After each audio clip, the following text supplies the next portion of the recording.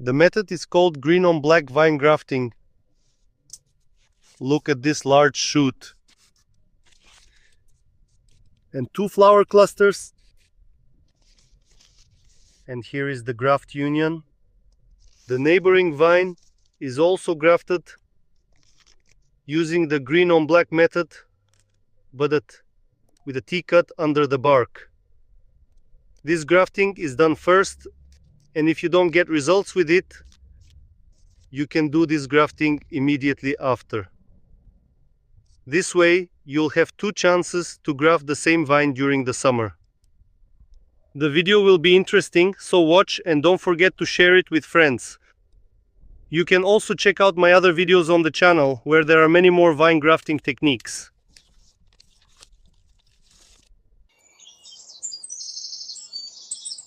At the beginning of June, the bark peels off most easily from the old wood of the vine. Now first we need to clean up.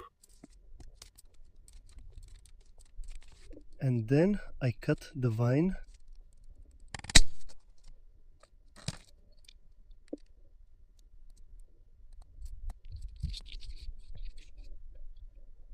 Now I'm preparing my scion by removing the tendrils and the leaf.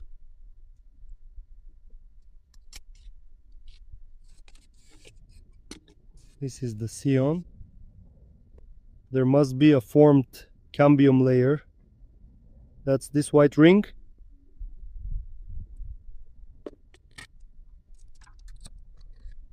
Now I mark it.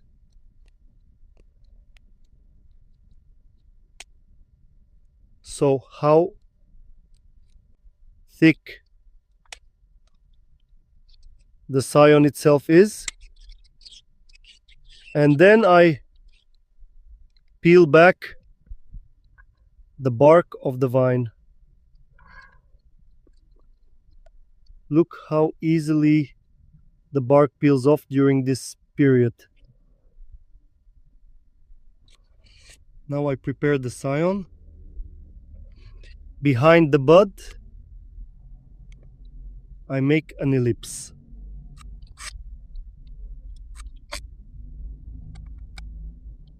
And in front of the bud, I make a slight cut. I need to lengthen the ellipse a bit.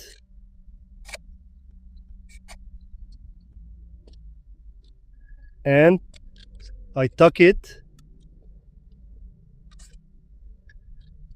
under the bark.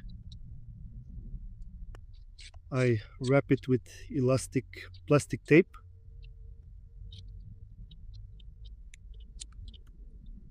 Wrapping it on top as well, so water doesn't get in when it rains, because that will damage the scion and our vine grafting won't succeed.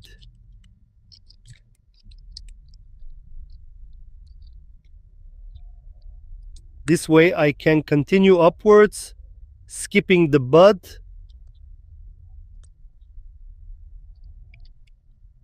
and I go back down.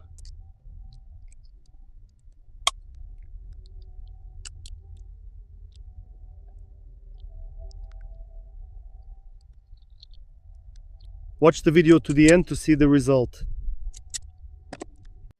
The best option is to find a green shoot with a lateral shoot that is in its initial stage of development. However, with many grape varieties at this time of year, it's very difficult to find such green shoots.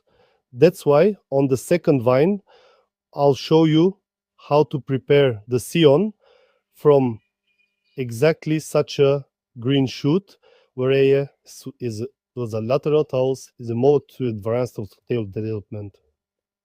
In this case, we remove either the entire lateral shoot or just part of it and rely on the dormant bud located right next to the lateral shoot to grow a new shoot for us.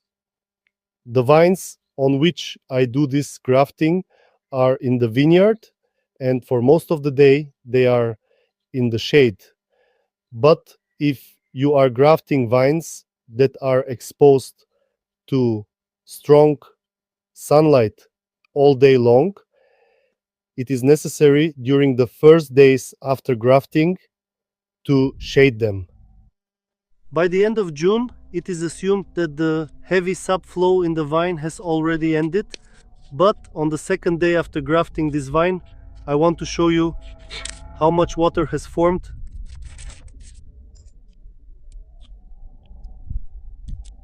This is counterproductive for a good result in vine grafting during this period.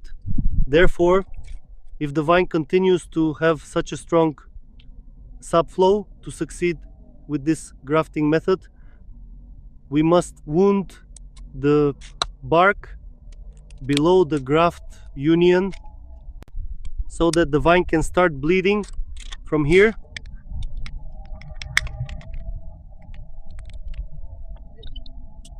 And so there isn't so much water at the graft union itself.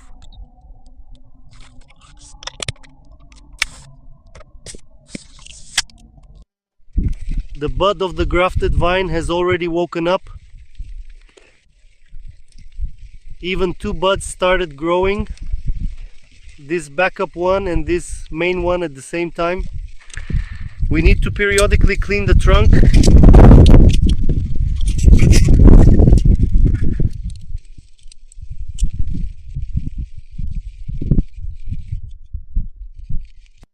The method is called green on black vine grafting. Look at this large shoot and two flower clusters. Here is the graft union. And because I did this vine grafting quite late in the summer, there is a high probability that this green shoot won't manage to lignify before winter and will freeze during the winter. That's why now I will cut its tip so that more of the vine's nutrients go into its thickening and lignification instead of its elongation in height. At the end of winter, I want to show you the result of this method of vine grafting. Here is the shoot fully lignified, about 2 meters long.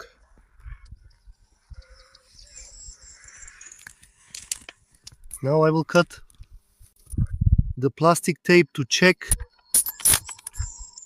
if the healing turned out well.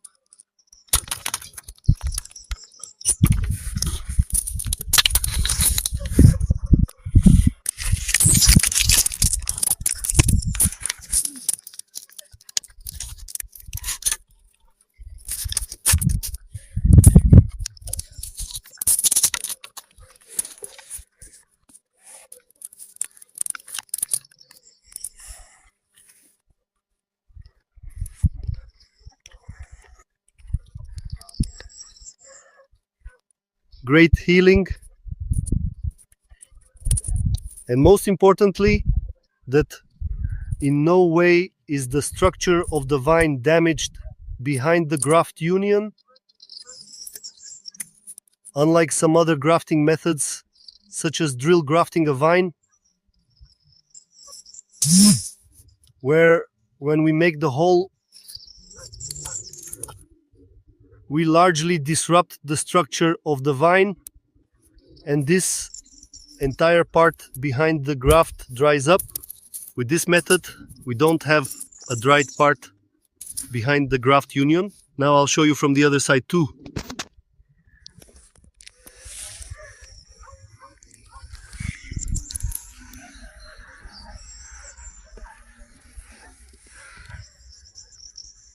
If you liked my video, give it a thumbs up and check out the other vine grafting methods that I show in the playlist on my channel. 2 years after grafting, I want to show you this same vine, and more specifically the union of the scion with the rootstock, because this is actually the most important element in vine grafting, or more precisely, the future development of such a grafted vine. Now I'll go to the other row so you can see it more clearly. Because in the future development of already grafted vines, their long-term durability is extremely important. Look how beautifully it has healed over the graft union, and most importantly, that the area below the cut part hasn't dried up.